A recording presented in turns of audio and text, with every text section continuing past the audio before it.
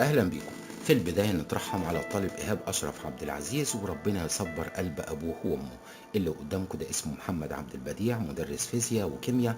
لا عقل ولا منطق يخليك تقدر تصدق اللي حصل من مدرس الفيزياء. المدرس ده اتقبض عليه واعترف بكبيرة من الكبائر وإزهاق روح الطالب إيهاب أشرف عبد العزيز، طالب الثانوية العامة بالستاموني محافظة الدقهلية، مقابل فدية. عشان تعرف القصة من البداية، في البداية زي ما قلت لحضراتكم نترحم على إيهاب وربنا يصبر أهله.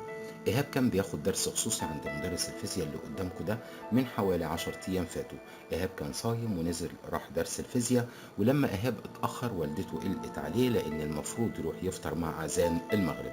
اتصلت الأم على إيهاب، رد عليها وقال لها يا أمي مش هتأخر، هتمشى واجيلك في الطريق.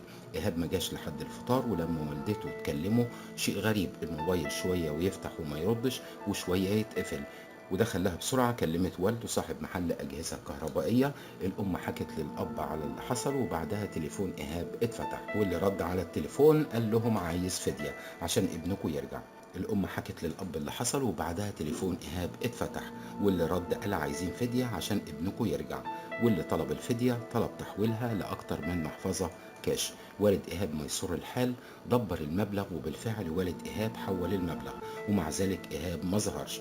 الأب قلب الدنيا عليه لحد ما بدأ الأب يتابع الكاميرات، لحد ما شاف ابنه واصل داخل منطقة المقابر اللي هي في الأساس طريق لبيته، واختفى إيهاب بعد دخوله المقابر وما ظهرش. الأب بلغ الشرطة وبدأت تظهر المفاجأة، وجه بلاغ من المزارعين إن في شكارة واتضح إن فيها جزء من المرحوم إيهاب.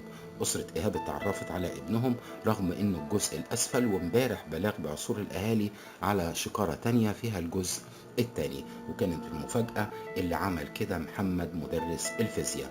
مش كده وبس، الشيطان محمد كان بيدور مع والده وكاتب منشور وبيترحم عليه قبل ما تتكشف الحقيقة.